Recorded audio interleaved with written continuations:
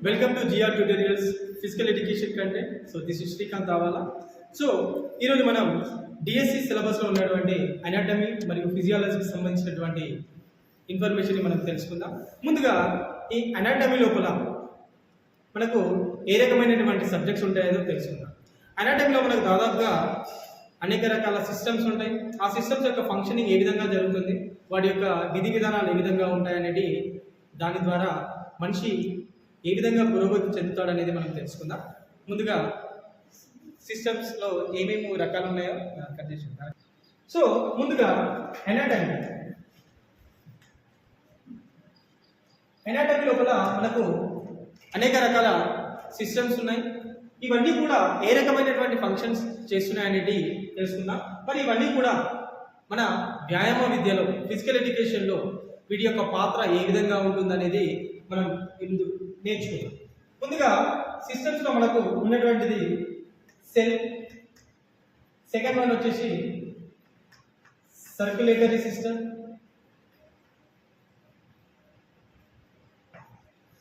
Third one వచ్చేసి excretory system, fourth one వచ్చేసి digestive system,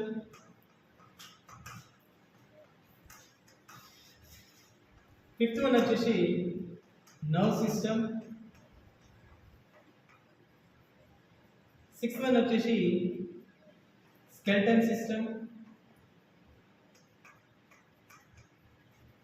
seventh one వచ్చేసి muscular system and etcetera. వివిధ రకాల ఇంపార్టెంట్ ఆర్గాన్స్, అదేవిధంగా వాటి యొక్క ఫంక్షనింగ్ ఏ విధంగా జరుగుతాయని తెలుసుకున్నాం. ముందుగా అనాటమీ లోపల సెల్ అంటే మానవుని యొక్క నిర్మాణం అనేది దేని ఆధారంగా జరిగింది అని అంటే కణం ద్వారా. కణము మానవుని యొక్క నిర్మాణాత్మక క్రియాత్మక ప్రమాణం. సో ఈ కణాన్ని ముందుగా మన కణం యొక్క పుట్టుక అనేది మానవ పుట్టుకకు దారి తీయడం అనేది జరిగింది. మరి ఇవన్నీ సిస్టమ్స్ ద్వారా మరి మనిషి ఏ విధంగా నిర్మితమయ్యాడనేది మనము నేర్చుకున్నాం. ముందుగా మనిషి ఒక ఆకృతిని లేదా ఆధారాన్ని నిర్మించుకోవాల్సి ఉంటుంది. ఈ ఆధారం రావాలి అంటే మనిషికి ఏ సిస్టమ్ ఉపయోగపడుతుంది? స్కెల్టన్ సిస్టమ్, అస్థిపంజర వ్యవస్థ. స్కెల్టన్ సిస్టమ్, అస్థిపంజర వ్యవస్థ. ఈ అస్థిపంజర వ్యవస్థ జనరల్గా మనము రకరకాలుగా చూసే ఉంటాం. సో ఈ అస్థిపంజర వ్యవస్థను ఆవరించి ఏముంటుంది? కండర వ్యవస్థ, మస్కులర్ సిస్టమ్. ఏముంటుంది? Muscular system. ఈ మస్కులర్ సిస్టమ్ మనిషి యొక్క ఎముక కదలడానికి, ఆ ఎముక సరైన క్రమంలో ముందుకు వెనుకకి చాపడానికి ఈ మస్కులర్ సిస్టమ్ అనేది ఎంతగానో ఉపయోగపడుతుంది.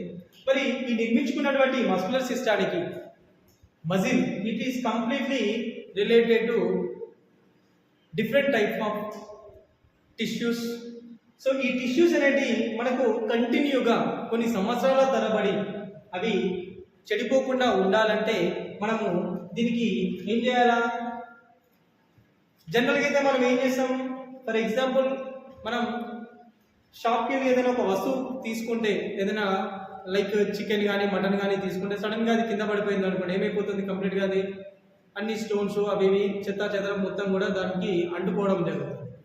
మరి ఇక్కడ దాన్ని ఎక్కువ రోజులు స్టోర్ చేయడం వల్ల కూడా ఏమైపోతుంది? డీకంపోజ్ కావడం జరుగుతుంది. మరి ఇక్కడ ఏం జరుగుతున్నాయి? మన శరీరంలో ఉన్నటువంటి ఈ మజిల్ సిస్టమ్స్ అనేది కూడా చెడిపోకుండా ఉండడం కోసం ఏం చేస్తున్నాం? మనం వివిధ రకాల విటమిన్స్, ప్రోటీన్స్, మినరల్స్, కార్బోహైడ్రేట్స్ ఈ వివిధ రకాల అన్నీ కూడా మానవ శరీరంలో ఉన్నటువంటి ఈ మస్కులర్ సిస్టంలోనికి పోవడం అనేది జరుగుతుంది. మరి అది వేటి సాయంతో పోతుంది అని అంటే సర్క్యులేటరీ సిస్టమ్. వేటి సాయంతో పోతుంది? సర్క్యులేటరీ సిస్టమ్ సాయంతో పోవడం అనేది జరుగుతుంది. మరి ఈ సర్క్యులేటరీ సిస్టమ్ అనేది మనిషి యొక్క శరీరంలోకి వివిధ భాగాల నుండి మనిషి యొక్క శరీరం పాడవకుండా మానవ శరీరంలో దాదాపుగా మొత్తం కూడా మనం తీసుకున్నటువంటి ఆహారం ఏమవుతుంది, డైజెస్టివ్ సిస్టమ్ ద్వారా ఏమవుతుంది, మనం తీసుకున్నటువంటి ఆహారము బ్లడ్ రూపంలోకి మారుతుంది. డైజెస్టివ్ సిస్టమ్ ద్వారా మనం తీసుకున్న ఆహారం బ్లడ్ రూపంలోకి మారడం అనేది జరుగుతుంది. ఈ తీసుకున్నటువంటి ఈ ఫుడ్ లోపల ఏమేమి ఉండొచ్చు, ఫుడ్ లోపల ఇందాక చెప్పుకున్నట్టుగా మనము వైటమిన్స్, అదేవిధంగా ప్రోటీన్, మినరల్స్, అదేవిధంగా కార్బోహైడ్రేట్స్. సో ఇవన్నీ కూడా ఏ రూపంలోకి మారుతున్నాయి, బ్లడ్ రూపంలోకి మారిపోతున్నాయి. ఈ బ్లడ్ రూపంలోకి మారడం వల్ల ఈ బ్లడ్ ఏం చేస్తున్నది, వివిధ రకాల ఆర్టరీస్ అండ్ వెయిన్స్ వీటి ద్వారా వివిధ శరీర భాగాలకు పంపు చేయడం అనేది జరుగుతుంది. మరి ఇక్కడ వివిధ శరీర భాగాలకు ఈ బ్లడ్ అనేది ఆర్టరీస్ వెయిన్ ద్వారా పంపు చేయడం అనేది జరుగుతుంది. కాబట్టి మరి దీంట్లో ఉన్నటువంటి కార్బన్ డైఆక్సైడ్ ని బయటకు పంపేసి ఆక్సిజన్ ని లోపలికి తీసుకోవడం అనే ఒక చర్య జరుగుతుంది. ఈ చర్యనే మనము దేని ద్వారా నేర్చుకుంటాం, రెస్పిరేటరీ సిస్టమ్ ద్వారా నేర్చుకుంటాం. ఓకేనా. దాని తర్వాత మనం ఈ ఉచ్ఛ్వాస నిశ్వాస ప్రక్రియల ద్వారా శరీరంలో ఉన్నటువంటి బ్లడ్ ఆమ్లజని రహిత, ఆమ్లజని సహిత అనే రెండు రూపాలను సంతరించుకుంటుంది.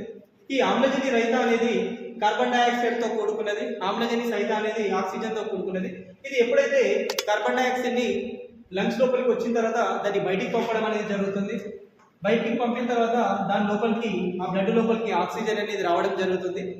వచ్చిన తర్వాత మళ్ళీ ఇది వివిధ శరీర భాగాలకి బ్లడ్ని పంపు చేయడం అనేది జరుగుతుంది. సో మరి శరీరానికి కావాల్సినటువంటి బ్లడ్ అనేది వస్తుంది. ఈ బ్లడ్ అనేది డైజెస్టివ్ సిస్టమ్ ద్వారా మనం తీసుకున్నటువంటి ఫుడ్, ఆ ఫుడ్లో ఉన్నటువంటి vitamins, proteins, mineral, carbohydrate etcetera వీటన్నిటిని కూడా డైజెస్టివ్ సిస్టమ్ అనేది ఏం చేస్తున్నది, స్టమక్ లోపల డైజెషన్ చేయడం అనేది జరుగుతుంది. ఈ డైజెస్టివ్ సిస్టమ్ లోపల మనకు ముఖ్యంగా ఇది హైడ్రోక్లోరిక్ యాసిడ్, అదేవిధంగా స్టమక్ లోపల మనకు ఇంకా ఇంపార్టెంట్ ఏంటి, B12 vitamin and one more rennin అనే ఎంజైమ్. ఈ మూడు కూడా మన స్టమక్ లోపల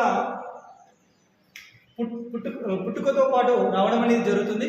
కాలక్రమేణా మన యొక్క వయసు పెరుగుతున్న కొద్దీ ఇవన్నీ అంతరించిపోవడం అనేది జరుగుతుంది. ఇందులో ముఖ్యంగా ఈ రెనిన్ అనే ఎంజైమ్ ఏం చేస్తుందంటే, మనము 2 సంవత్సరాల వయసు, 3 సంవత్సరాల వయసు వరకు కూడా చిన్న అప్పుడే పుట్టినటువంటి శిశువు దగ్గర నుండి 2 లేదా 3 సంవత్సరాల వయసు వరకు కూడా ఈ రెనిన్ అనే ఎంజైమ్ ఏం చేస్తున్నది, వాళ్ళు తాగినటువంటి పాలను పెరుగుగా మార్చడం కొరకు ఉపయోగపడుతుంది. తాగినటువంటి పాలను పెరుగుగా మార్చడానికి ఉపయోగపడుతుంది. అదేవిధంగా B12 విటమిన్, సైనకోబాలమిన్. ఈ B12 సైనకోబాలమిన్ అనే విటమిన్ ఏం చేస్తున్నది, శరీరంలో ఉన్నటువంటి మనకు అనెస్థీషియా అనీమియా అనే రోగం రాకుండా ఈ B12 విటమిన్ అనేది మనని కాపాడడం అనేది జరుగుతుంది.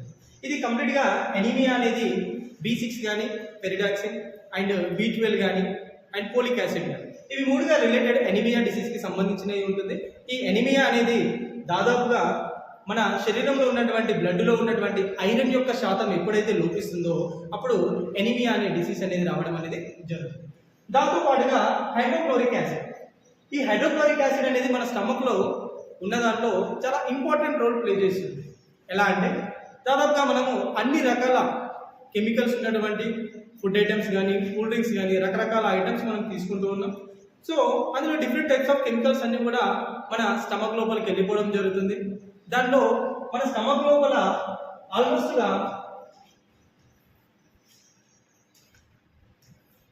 దీని చుట్టూ కూడా మనకు ఏంటి, మ్యూకస్ మెంబ్రేన్ తోటి స్టమక్ యొక్క గోడల లోపల అంటుకొని ఉంటుంది. ఈ మ్యూకస్ మెంబ్రేన్ అనేది మనం తీసుకున్నటువంటి ఎన్ని రకాల different types of chemical food కానీ ఏదైనా కానీ జీర్ణాశయంలో ఉన్నటువంటి గోడలకు అతుక్కోకుండా ఈ మ్యూకస్ మెంబ్రేన్ అనేది కాపాడుతుంది.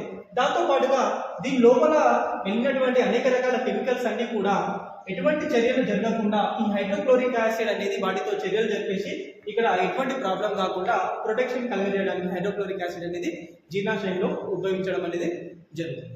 సో దాని తర్వాత నెక్స్ట్ ఏంది, మన శరీరానికి ఒక ఆధారం వచ్చింది.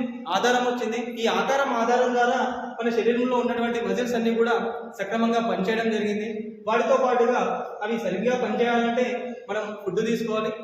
తీసుకున్నటువంటి ఫుడ్ కాస్త వివిధ రకాలుగా రూపాంతరాలు చెంది చివరికి బ్లడ్గా మారుతుంది. మారినటువంటి బ్లడ్ వివిధ శరీర భాగాలకు ఆర్టరీస్ వెయిన్స్ ద్వారా పంపు చేయడం లేదా తీసుకురావడం అనేది జరుగుతుంది. అందులో ఉన్నటువంటి కార్బన్ డైఆక్సైడ్ ని బయటికి తీసుకెళ్లడం, ఆక్సిజన్ ని లోపలికి తీసుకురావడం అనేది రెస్పిరేటరీ సిస్టమ్ ద్వారా తీసుకుంటున్నాం. అదేవిధంగా మనం తీసుకున్నటువంటి ఫుడ్ లోపల మంచితో పాటు చెడు కూడా ఉంటుంది. So wastages. సో ఏదైతే మనం తీసుకున్న తర్వాత డైజెషన్ అయిన తర్వాత డైజెషన్ ద్వారా ఏమవుతుంది, కావాల్సినటువంటి ఫుడ్ మెటీరియల్స్, విటమిన్స్ కానీ, ప్రోటీన్స్ కానీ, మినరల్స్ కానీ ఇవన్నీ కూడా బ్లడ్ రూపంలోకి మారిపోతుంది. వేస్టేజ్ అంతా కూడా ఎక్స్క్రియేటరీ సిస్టమ్ ద్వారా, లార్జ్ ఇంటెస్టిన్ పెద్ద ప్రేగు ద్వారా, ఎక్స్క్రియేటరీ ఇంటెస్టిన్ ద్వారా ఏమవుతుంది, బయటికి విసర్జించడం అనేది జరుగుతుంది.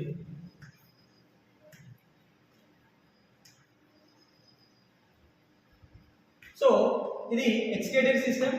ఇక్కడ appendix.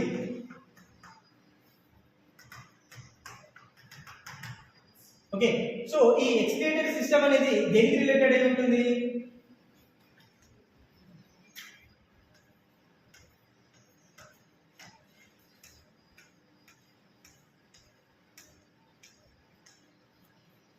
Excretory system it completely related to the kidneys. ఈ కిడ్నీస్ లోపల ఏ రకమైనటువంటి ఫంక్షనింగ్ జరుగుతుంది, ఈ కిడ్నీ యొక్క రూపాంతరం అనేది ఏ విధంగా ఉంటుంది, కిడ్నీ యొక్క అడ్డుకోతలో మనం ఏ రకమైనటువంటి వేరియేషన్ చూడొచ్చు, ఈ కిడ్నీ యొక్క ముఖ్యమైన పాత్ర ఏదైతే ఎక్స్క్రియేటరీ సిస్టంలో జరుగుతున్నటువంటి విసర్జనాన్ని లేదా విసర్జక వ్యవస్థలో ఉన్నటువంటి విసర్జనాన్ని ఏదైతే విసర్జింపబడుతున్నామో మనము, అది ఈ కిడ్నీ ద్వారా ఏదైతే మనం తీసుకున్నటువంటి వాటర్ కానీ ఏదైనా కానీ ఈ కిడ్నీ ద్వారా ఏమవుతుంది, అక్కడ ప్యూరిఫై అవుతుంది.